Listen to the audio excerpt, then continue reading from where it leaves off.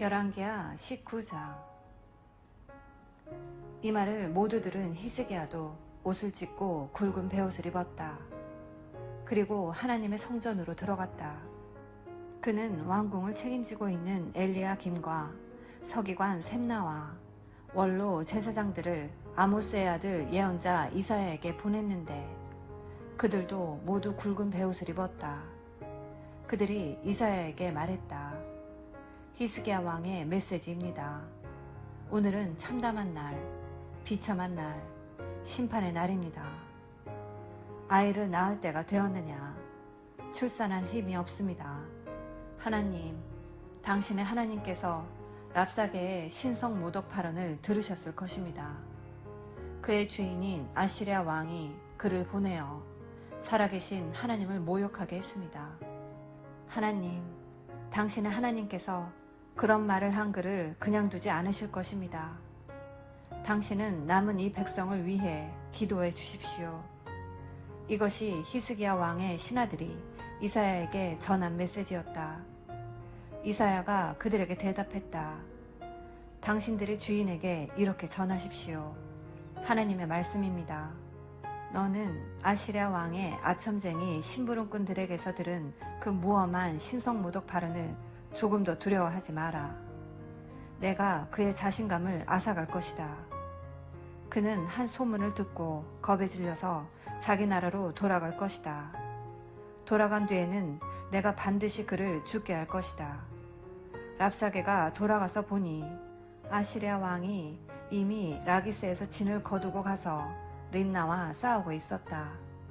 그때 사네립은 구스 왕 디르하가가 자기와 싸우러 오고 있다는 소식을 들었다.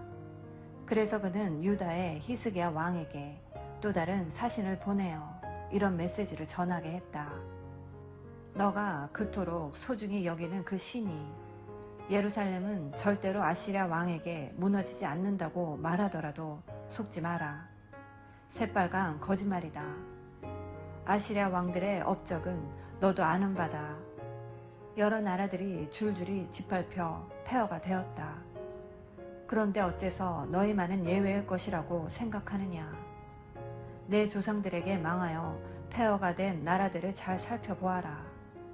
그들의 신들이 그들에게 조금이라도 도움이 되었느냐? 고산, 하란, 네셋, 들라살의 에덴 민족을 보아라. 이미 폐허가 되었다. 하맛 왕, 아르밧 왕, 스발와임과 헤나와 이와의 왕들에게 무엇이 남았느냐?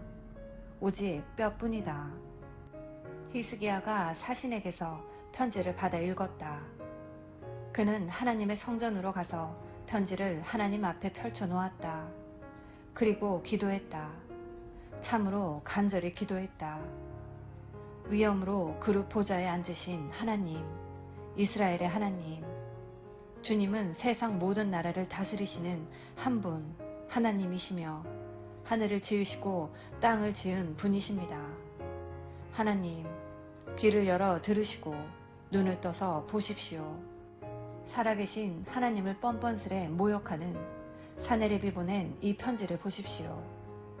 하나님, 과연 그의 말대로 아시리아 왕들은 여러 땅과 나라를 폐허로 만들었습니다. 그들은 나무와 돌을 가지고 손으로 만든 그곳 신들로, 신도 아닌 것들로 큰 모닥불을 피웠습니다. 그러나 하나님, 우리 하나님, 이제 건방진 아시리아의 무력에서 우리를 구원해 주십시오. 주님만이 하나님, 오직 한 분 하나님이심을 세상 모든 나라로 알게 하십시오. 얼마 후에 아모스의 아들 이사야가 히스기야에게 말을 전했다. 하나님의 말씀입니다. 너가 아시리아 왕 사네립의 일로 내게 기도했다. 내가 너의 기도를 들었다. 사네립에 대한 나의 응답은 이러하다. 처녀딸 시온이 너를 잔뜩 멸시한다. 딸 예루살렘이 보기에 너는 찢기에 지나지 않는다. 너가 누구를 모욕했느냐? 너가 누구를 욕했느냐? 너가 누구 앞에서 으스댔느냐? 바로 이스라엘의 거룩한 이다. 너는 너의 심부름꾼들을 보내어 주를 모욕했다. 너는 자랑했다. 나는 전차 부대로 가장 높은 산들, 눈 덮인 레바논 고산들에 올랐다. 그곳에 거대한 백향목들을 베고 수려한 소나무들을 베어 넘어뜨렸다. 온 세상을 돌아다니며 절경의 깊은 숲에 가보았다. 나는 먼 곳에 우물을 파서 다른 나라의 물을 마셨다. 이집트의 강들을 맨발로 첨벙첨벙 걸었다. 이 모든 일 뒤에 내가 있다는 생각을 너는 한 번도 해본 적이 없느냐? 아주 먼 옛날 내가 계획을 세웠고 이제 그것을 실행에 옮겼다. 내가 너를 심판날에 무기로 사용하여 교만한 성읍들을 잔해더미로 만들었고 그곳 백성을 낙담하게 하고 절망하게 하고 무기력하게 만들었다.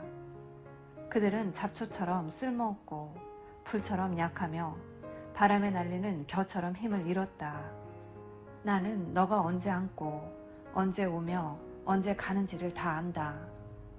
너가 나에게 화내며 대든 일도 하나하나 유심히 보았다. 너의 그 성미 때문에, 신성을 모독한 몹쓸 성미 때문에 이제 내가 너의 코에 갈고리를 꿰고 너의 입에 재갈을 물려서 너가 왔던 곳으로 되돌려 보낼 것이다. 그리고 히스기야야, 이것은 너에게 주는 확실한 표징이다. 올해는 너가 수확하고 남은 것을 먹고 내년에는 되는 대로 구걸하거나 빌거나 훔쳐서 먹을 것이다. 그러나 내 후년에는 너가 씨를 뿌려 수확할 것이며 포도원을 가꾸어 포도를 먹을 것이다. 유다 가문의 남은 자들이 다시금 뿌리를 내리고 열매를 맺을 것이다. 남은 자들이 예루살렘에서, 살아남은 자들이 시온산에서 올 것이다. 하나님의 열심이 이 일을 이룰 것이다. 요컨대 하나님께서 아시랴 왕에 대해 하신 말씀은 이러합니다. 그는 이 성에 들어오지 못하고 이리로 화살 하나도 쏘지 못할 것이다. 방패를 휘두르지 못하고 포위 공격을 시작조차 못할 것이다. 그는 자기가 왔던 길 본국으로 돌아갈 것이다. 이 성에는 들어오지 못한다. 하나님의 말씀이다. 내가 나를 위해, 다윗을 위해 이 성을 보호하고 이 성을 구원할 것이다. 그리하여 그날 밤 하나님의 천사가 와서 아시랴 사람 18만 5천 명을 죽였다. 이튿날 아침에 예루살렘 백성이 일어나 보니 온 진이 주검천지였다. 아시랴 왕 사네립은 거기서 재빨리 빠져나와 곧장 본국의 니느웨로 가서 그곳에 머물렀다. 하루는 그가 자기의 신 니스록의 신전에서 예배하고 있는데 그의 아들 아드람 멜렉과 사레셀이 그를 죽이고 아라라 땅으로 도망쳤다. 그의 아들 에사라돈이 뒤를 이어 왕이 되었다. 아멘. 오늘은 열왕기하 19장 말씀을 함께 묵상하였습니다.